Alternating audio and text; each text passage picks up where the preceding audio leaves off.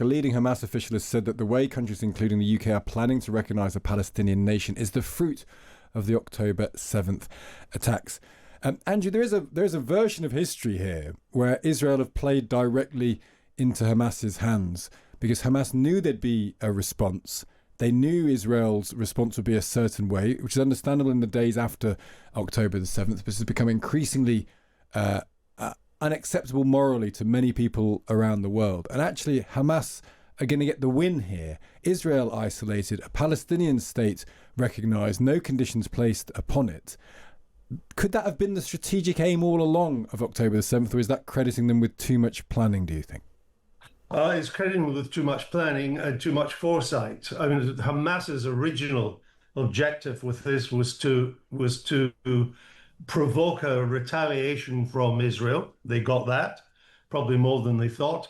But that in turn, they hope would mobilize Hezbollah to attack from Lebanon and Iran to attack as well, and other proxies of Iran to get involved too, in retaliation for Israel retaliating against Hamas in Gaza. Well, it didn't work out that way. Instead of retaliating, Hezbollah got decapitated. And instead of Iran playing a seminal role in the conflict, the Israeli Air Force started to control all the skies above Iran. So that didn't work out. But while all that was going on, Hamas was winning the propaganda war. And the world's attention moved from the appalling atrocities of October the 7th to the appalling pictures and atrocities and bombing to smithereens of Gaza. These pictures have gone around the world, and people who don't even follow it that closely just think this is wrong, this shouldn't go on. What happened on October the 7th was terrible, but this is pretty terrible as well. We shouldn't be going on like this. So I think Israel's now in a position where it's lost the propaganda war and it doesn't know what to do. Because although Hamas has been destroyed as a functioning entity in terms of defending Gaza, it still exists. It still has leadership. It's still there. And Israel really has run out of methods of destroying it outright. So I think it's bad news for Israel at the moment. And when Starmer said we're going to recognise Palestine, he put all the conditions on Israel. We had Angela Eagle on and she started saying, oh, Hamas need to lay down their weapons and they need to give up the hostages. But, but Starmer didn't say that. Starmer very specifically said Israel need to do X, Y, and Z. He didn't put any requirements on Hamas, maybe because they're a terrorist organization. Starmer did say that, but he didn't make them conditions. Yeah. When he announced the conditions on Israel, he also said what he expected Hamas to do. And it was exactly what Angela Eagle repeated this morning on the show. But there weren't conditions. And so he's got himself in, I think, a ridiculous situation where he said, well, if Israel doesn't agree to a ceasefire, we will recognize Palestine, whatever that means. But we will recognize Palestine. Well, that's a perverse incentive for Hamas to do all it can not to give Israel a ceasefire, and then Israel will get blamed for it. And it looks exactly like what's happening. And then this added thing coming out from the Hamas spokesman, which I was looking at this morning, about saying that getting the recognition of Palestine is, quote, one of the fruits of October the 7th. I think we can all agree that's not exactly helpful to Keir Starmer. And he's got himself into an absurd position where he has no influence at all. I mean, do you think Hamas were taking notes from what Angela Eagle was suggesting this morning?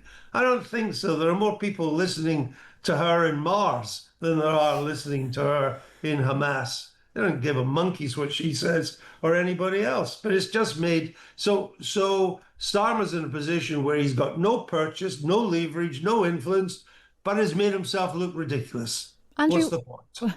What do you make of Ben Gvir? His decision to, essentially go and pray in a place where there is an agreement that you can go and visit Temple Mount, but you absolutely cannot pray there. He has done that. He's publicised it. It's obviously drawn a significant reaction. What do you make of his decision to do that?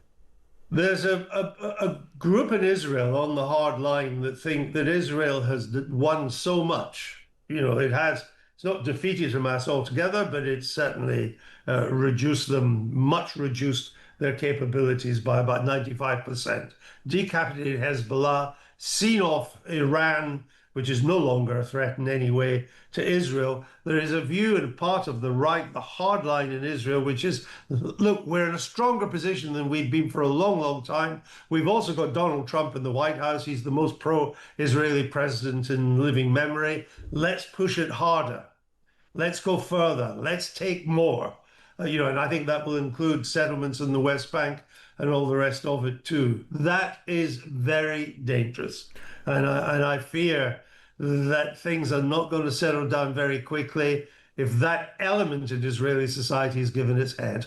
And we talked, just to loop this back to how we began, Andrew, you started by saying that, Jess Phillips in a place with a tiny majority, Wes Streeting, another one who's very unlikely to survive the next election because of what amounts to Middle Eastern politics. Is that what's driving Starmer here? He's going to get blamed by those who think he's gone too soft on Hamas, and he's going to get blamed by those in urban Muslim-dominated areas that think he's been too soft on Israel.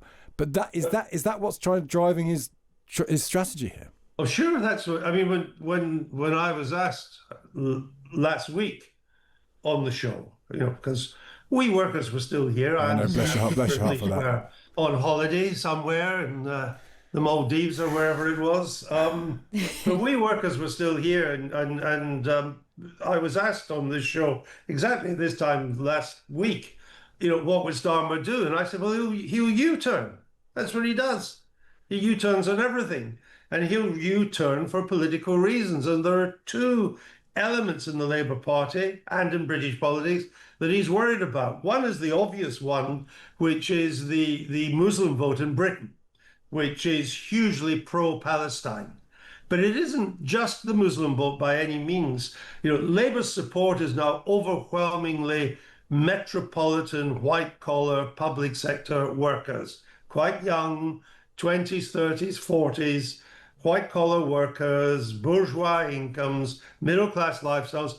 They're all overwhelmingly pro-Palestine too, the metropolitan areas. So he isn't just shoring up his support in seats to try and see off the Muslim threat in seats like Jess Phillips and Birmingham Yardley.